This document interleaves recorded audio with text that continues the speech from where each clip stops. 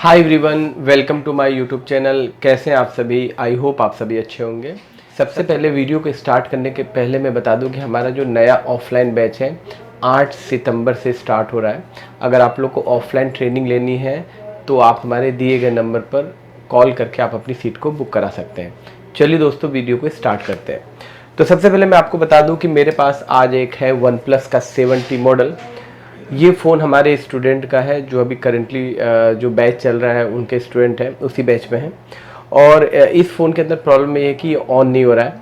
और सबसे अच्छी बात है कि इसके अंदर कोई भी सील्ड अभी निकली नहीं है, ये बिल्कुल भी रिपेयर हुआ नहीं है। तो ऑन डिमांड उन्होंने कहा कि इसको सर पूरा डायग्नोसिस करके एक वीडियो बनाइए।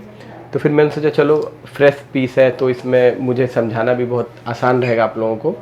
तो आज के इस वीडियो में हम पूरा इसका डायग्नोसिस करेंगे कि अगर कोई भी फ़ोन डेड आता है तो उसका आई चार्जर पे यानी स्मार्ट चार्जर पे कितना एम्पीयर कंजप्शन होता है, या फिर डीसी से कैसे डायग्नोसिस करते हैं, और अगर ये सब होने के बावजूद फिर मल्टीमीटर से कैसे वोल्टेज इसको मेज़र करते हैं, और कैसे पता चलता है कि पावर ख़राब है या यूएफएस की दिक्कत है या फिर सीपीयू पे काम करना है। तो आज के इस वीडियो में मैं आपको पूरा प्रोसीजर बताने वाला हूँ और देखते हैं कि इस फ़ोन में क्या फॉल्ट आता है। तो चलिए दोस्तों, वीडियो को स्टार्ट करते हैं और देखते हैं इस फ़ोन में क्या प्रॉब्लम है। तो सबसे पहले मैं आपको स्मार्ट चार्जर पे चेक करके दिखाता हूँ और डीसी पावर सप्लाई से मैं आपको चेक करके दिखाता हूँ कि इसकी कंडीशंस क्या हैं। तो सबसे पहले अगर आपके पास कोई भी डेड फ़ोन आता है तो आपका पहला काम होना चाहिए कि फ़ोन को स्मार्ट चार्जर पे लगाना है और चेक करना है कि एम्पीयर का कंजप्शन कितना है। तो एम्पीयर के कंजप्शन से कुछ आइडिया लग जाता है कि किस सेक्शन में प्रॉब्लम हो सकती है। तो आइए मैं दिखाता हूँ आपको। तो ये मेरा फ़ोन है और इसको मैं टाइप सी में कनेक्ट कर रहा हूँ, देखिए। और जैसे मैं टाइप सी में कनेक्ट करता हूँ तो यहाँ पे आप देख सकते हैं कि कोई भी ये वाली केबल है, तो इसके सामने अगर आप देखेंगे तो कोई भी एम्पीयर कंजप्शन नहीं ले रहा है, बिल्कुल भी कोई एम्पीयर कंजप्शन नहीं है। आप देख सकते हैं, देखिए, ठीक है। तो अगर कोई फ़ोन कोई भी एम्पीयर कंजप्शन नहीं लेता है तो इसका मतलब कभी ये नहीं समझना चाहिए कि आपका मदरबोर्ड में दिक्कत है। हो सकता है इसका चार्जिंग सॉकेट ख़राब हो सकता है कि इसका जो केबल है वो ख़राब है, या हो सकता है कि अंदर कोई शॉर्ट सर्किट हो, कुछ भी हो सकता है। तो कभी भी स्मार्ट चार्जर अगर कोई एम्पीयर ना ले तो इट मीन्स ये नहीं होता कि आप डायरेक्ट बोर्ड पे काम करने लगे। एक बार आप अपने चार्जिंग के जो मेन केबल होती है उसको भी चेक कर सकते हैं और चार्जिंग जेब को भी एक बार चेक कर सकते हैं। और कई बार जैसे बीपीएच लाइन अगर शॉर्ट है या बी बेड पे शॉर्टिंग है तब भी आपका फ़ोन आई चार्जर पे कोई भी एम्पीयर कंजप्शन नहीं करता है। तो चलिए अब दूसरा स्टेप फॉलो करते हैं। अब आपको दूसरा स्टेप ये करना है कि हम इस फ़ोन को डीसी पावर सप्लाई से लगाएंगे और डीसी पावर सप्लाई से लगा के देखेंगे कि इस फ़ोन में एम्पीयर कंजप्शन कितना ले रहा है। सबसे पहले देखिए मैंने इसको 4 वोल्ट और यहाँ पे देखिए 5 एम्पीयर पे सेट किया हुआ है। तो सबसे पहले हम देखते हैं कोई फ़ोन में शॉर्ट सर्किट तो नहीं है। तो सबसे पहला काम हम करेंगे कि यहाँ से बैटरी को निकालेंगे। ये देखिए मैंने बैटरी को निकाल दिया और एक बार डीसी पावर सप्लाई को मैं कनेक्ट करता हूँ। देखिए ये मैंने कनेक्ट किया, तो आप देख सकते हैं जैसे मैंने डीसी पावर सप्लाई कनेक्ट किया तो आप देख सकते हैं कि यहाँ पे कोई भी एम्पीयर का कंजप्शन नहीं ले रहा है। इसका मतलब है फ़ोन में बीपीएच लाइन या बीबेट लाइन पे कोई शॉर्ट सर्किट नहीं है। बीओबी लाइन की शॉर्ट सर्किट यहाँ से पता नहीं चलेगी, लेकिन बीपीएच और बीबेट पे कोई शॉर्ट सर्किट नहीं है।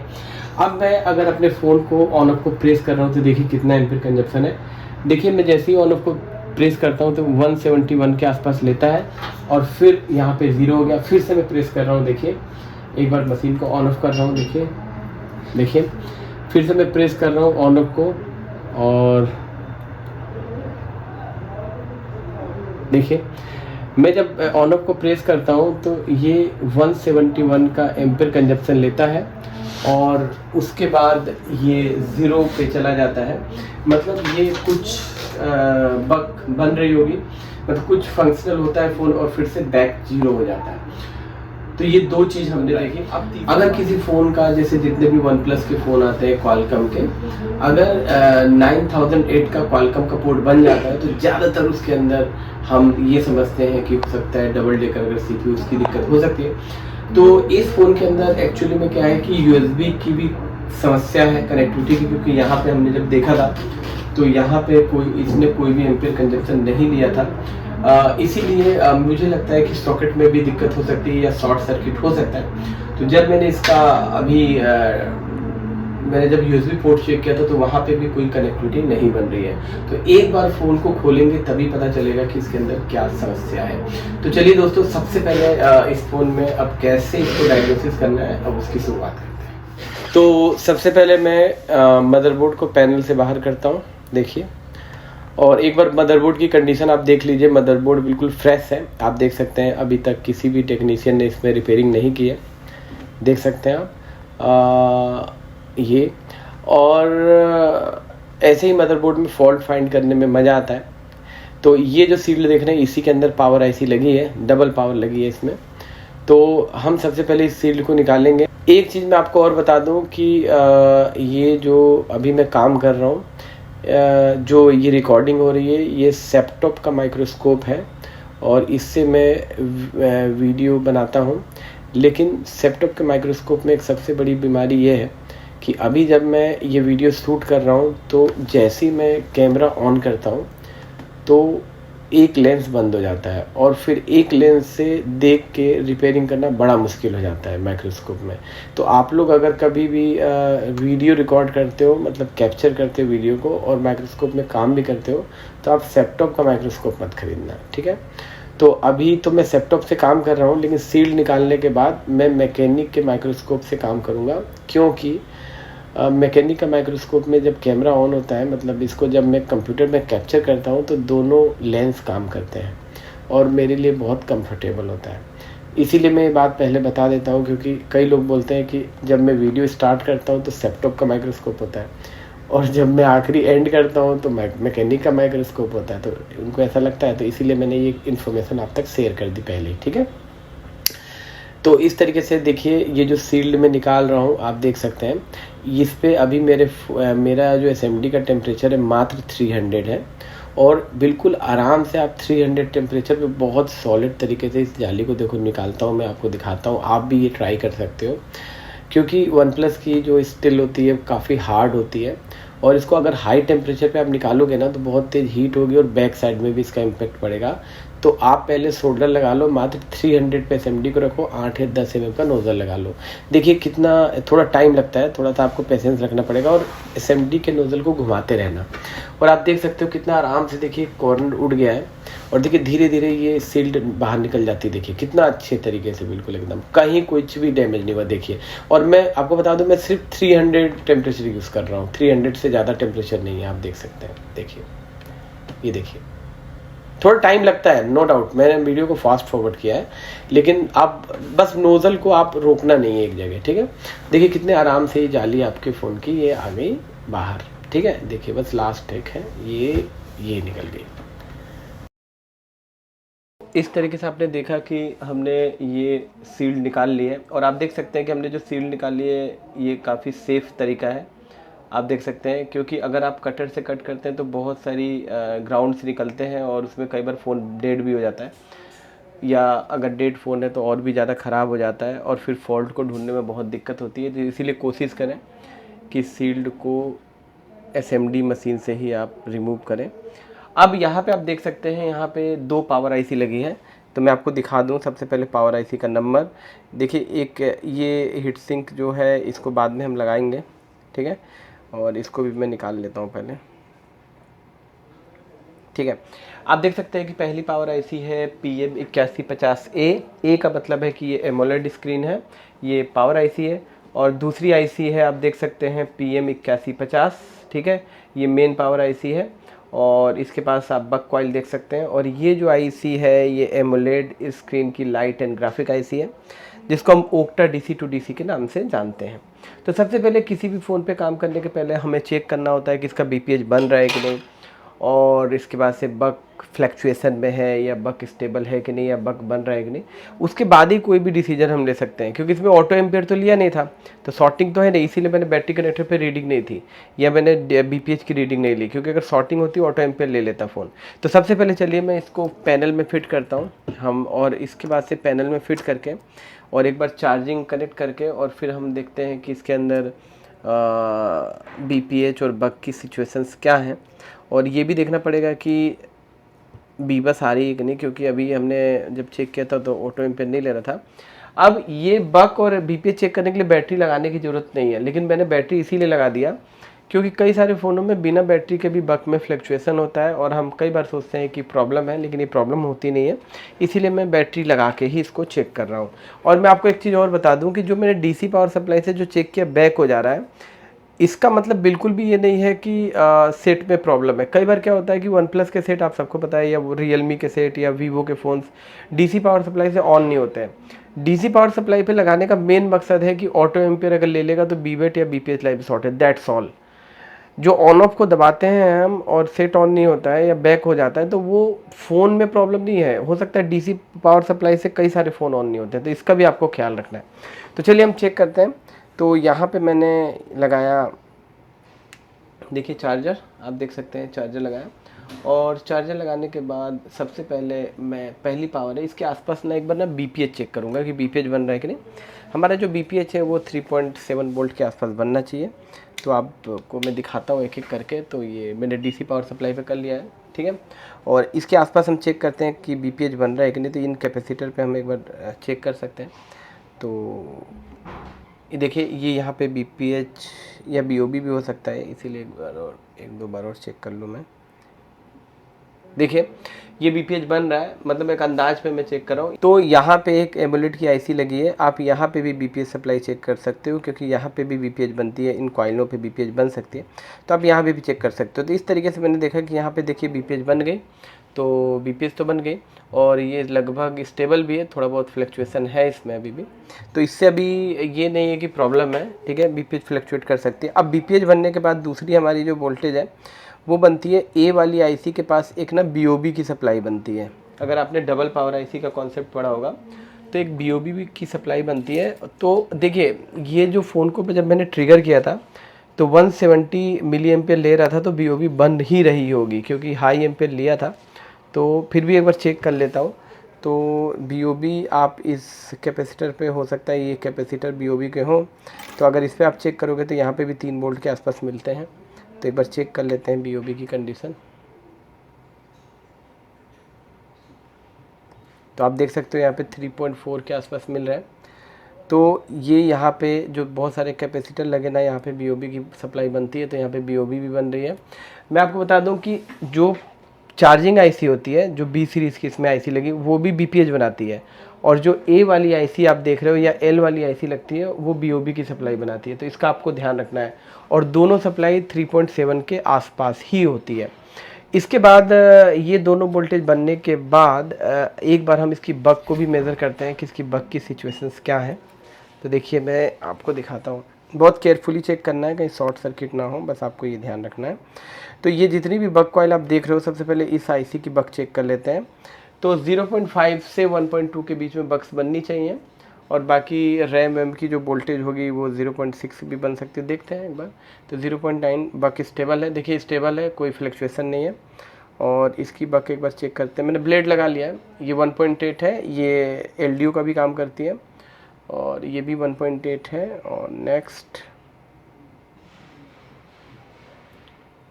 यहाँ पे ब्लेड आई थिंक नहीं जाएगी, यहाँ पे चेक कर लेते हैं।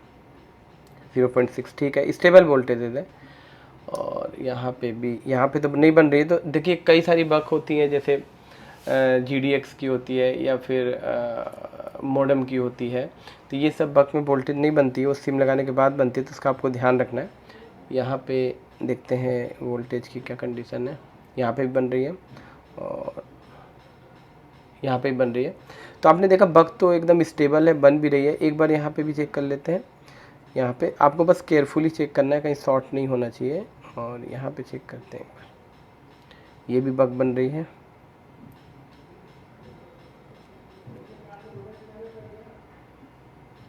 ये भी बग बन रही है।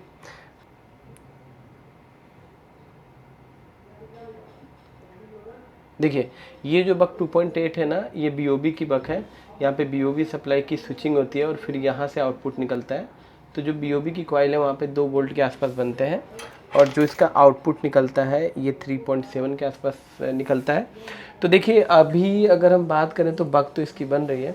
तो इस तरीके से आपने देखा कि हमने इसके सील्ड को उतारा और इसके नीचे 2 पावर आईसी मिली, एक PM8150 और एक PM8150A। इसके अलावा तीसरी आईसी एक और लगी है PM8150B, उसके अंदर चार्जिंग सेक्शन है, वो CPU के पास लगती है। तो आपने देखा कि जब मैंने इसके BPH को चेक किया तो BPH स्टेबल है, और जब मैंने इसके कुछ बग को चेक करने की कोशिश की और BOB को, वो भी वोल्टेज स्टेबल है। तो मैंने इसकी सीट सिर्फ इसीलिए उतारी थी कि मुझे चेक करना था कि BOB बन रही है कि नहीं और बग स्टेबल है कि नहीं, क्योंकि कई सारे फ़ोनों में क्या होता है कि जब हम चेक करते हैं ना तो बग में फ्लक्चुएसन होता है, और अगर बग में फ्लक्चुएसन होता है तो ये एक बहुत बड़ा फॉल्ट है। तो उसी को मेज़र करने के लिए मैंने बग चेक की, तो बग चेक करने पे पूरी बग स्टेबल है। और जब बग स्टेबल होती है तो उसके बाद से हम LDO पे जाते हैं। तो मैं बता दूं 7T का मेरे पास स्कीमेटिक नहीं है, और यही रीज़न है कि स्कीमेटिक ना होने के कारण मैंने सिर्फ इसका अंदाज पे 8150 और 8150A की बग चेक कर ली है।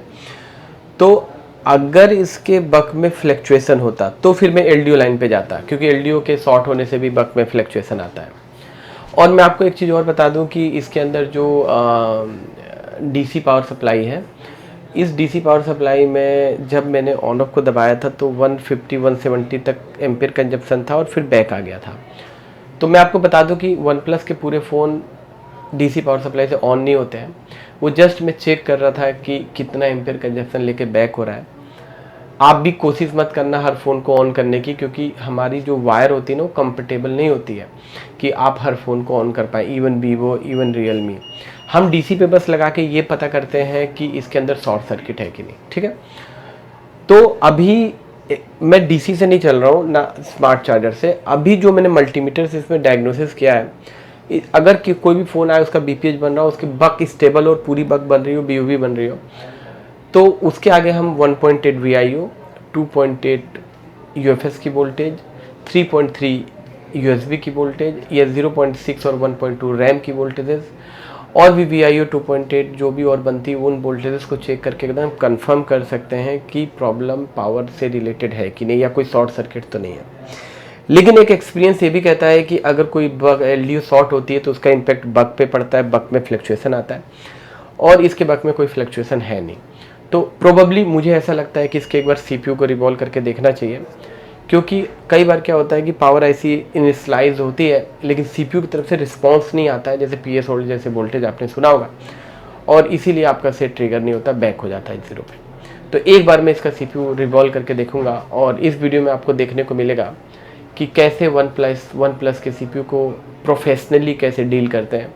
कई बार आपके सामने ऐसा होता होगा कि आप छोटे मोटे CPU लगा लेते हो, लेकिन जब OnePlus के CPU लगाने की बात आती है तो कई बार आपसे CPU लगाने के बाद भी सेट ऑन नहीं होता। तो हम इसके एक एक स्टेप को फॉलो करेंगे। तो चलिए अब इसके CPU को एक बार रिवॉल्व करके देख लेते हैं।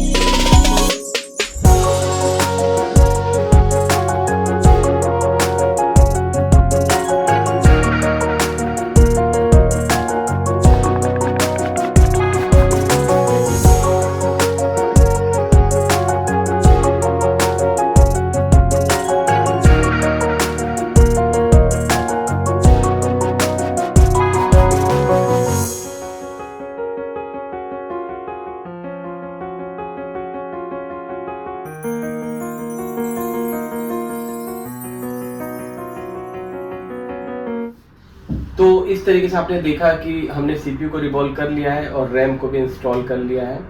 अब ये जो फ़ोन है इसके अंदर टेप निकालते हैं और एक बार ऑन करके देखते हैं। लेकिन इस फ़ोन को ऑन करने से पहले मैं आपको ना कुछ कॉम्प्लिकेशंस बताता हूँ। जब हम इसके सीपीयू रैम को इंस्टॉल कर रहे थे तो क्या क्या हुआ। इस फ़ोन को हमने रिपेयरिंग करना 11 बजे स्टार्ट किया था और अभी टाइम हो गया है लगभग 5 बज गए हैं। एक्चुअली मैं वीडियो बनाने में काफ़ी टाइम लगता है, लेकिन इस फ़ोन को जब हम रिपेयर कर रहे थे तो इसमें एक चीज़ हुई है जो मैं आपसे शेयर करना चाहूँगा। कभी भी डबल डेकर वाले फ़ोन में सीपीयू लगाने के बाद हम एक बार पोर्ट चेक करते हैं, ठीक है, और एक बार आई चार्जर से हम चेक करते हैं। सीपीयू लगाने के बाद आई चार्जर से 0.5 एम्पीयर कंजप्शन होना चाहिए, क्योंकि ऐसी सिचुएशन में फ़ोन पोर्ट बनाता है। तो हमने जब कंप्यूटर से चेक किया तो पोर्ट नहीं बना, क्वालकॉम का पोर्ट इसमें नहीं बना। और जब हम आई चार्जर से हमने चेक किया तो सिर्फ 0.2 एम्पीयर का करंट लिया था। तो थोड़ा डाउट था कि रैम चलेगी कि नहीं, सेट ऑन होगा कि नहीं, ये डाउट था।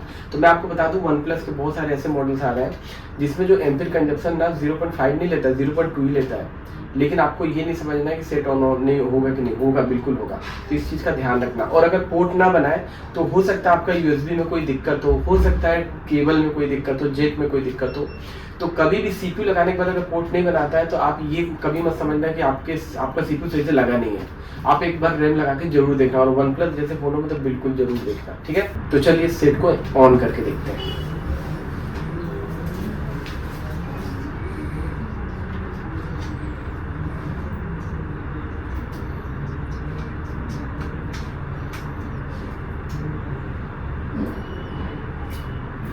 तो आप देख सकते हैं ये अपना वन प्लस का फ़ोन। अब ऑन करके देखते हैं कि हम जो 3-4 घंटे काम किए, इतना लंबा वीडियो बनाए, इसका क्या रिजल्ट निकलता है। सेट ऑन करके देखते हैं और ये देख सकते हैं कि हमारा जो वन प्लस का फ़ोन था ये कम्प्लीटली ऑन हो चुका है। तो इस तरीके से आपने देखा है कि बेसिकली वन प्लस के जितने भी फ़ोन आते हैं एक बार आप आई चार्जर और डीसी पे चेक करो, ज़्यादातर इसमें सीपीयू का फॉल्ट आता है। लेकिन एक बार सीपीयू के अलावा एक बार आप पावर सेक्शन को भी ज़रूर कंसीडर करना, क्योंकि इन फ़ोनों में बीओबी का भी बहुत ज़्यादा फॉल्ट आता है। इसीलिए मैंने पावर आईसी तार के पहले बीओबी की कॉन्फ़िगरेशंस ली थी। तो इस तरीके से आपने देखा कि हमारा फ़ोन ऑन हो चुका है। और मैं मिलवाता हूँ वो मेरे फ्रेशर स्टूडेंट से जिसका ये फ़ोन था। मेरा नाम निसार अहमद है और मैं ओखला बटला हाउस में रहने वाला हूँ वहाँ का। और मेरी एक शॉप है, मैं उस पर काम करता हूँ। लगभग 5 साल से मैं काम कर रहा हूँ शॉप में। और मैं छोटे फ़ोनों पे भी काम कर रहा था और आईसी लेवल पे काम नहीं करता था। मैं पहले से तो काम कर रहा हूँ लेकिन आईसी लेवल पे नहीं कर रहा था। और मैं सेल फोन सोल्यूशन से अभी कोर्स कर रहा हूँ और मैं चाहूँगा कि आगे भी बड़े फ़ोनों पे काम करूँ। और मेरे पे देखो अभी एक फ़ोन आया था जो कि वन प्लस है, तो वो डेड था, तो सर जी ने इसको चालू कर दिया है। मुझे बहुत अच्छा लगा कि सर जी ने चालू कर दिया। और तो इस फ़ोन को आपने क्यों नहीं रिपेयर किया, मुझे क्यों दिया? अभी मैंने ये फ़ोन इसलिए चालू नहीं किया था क्योंकि मैं चिप लेवल पे काम नहीं करता था। तो मैं चाहूँगा कि मैं अपने हाथ से भी चिप लेवल पे काम करूँ और ऐसे ऐसे बड़े फ़ोनों को स्टार्ट करूँ अपने हाथ से। ये अभी चालू है, तो अभी आप ये सर जी ने अभी चालू कर दिया है। तो अभी क्या मैसेज देना चाहते हो दूसरे स्टूडेंट्स को? मैं ये मैसेज देना चाहूँगा, यहाँ पे सेल फोन सॉल्यूशन में अच्छा एक्सपीरियंस है इनको सर को और अच्छा सिखाते हैं। और मेरा भी अभी स्टडी चल रहा है, अगस्त का बैच था मेरा, इसी में भी 8-10 दिन हुए हैं और मैं ब्लैक पेस्टेड पे भी काम कर रहा हूँ। फिर आगे भी इंशाल्लाह बड़े फ़ोनों पे काम करूँगा।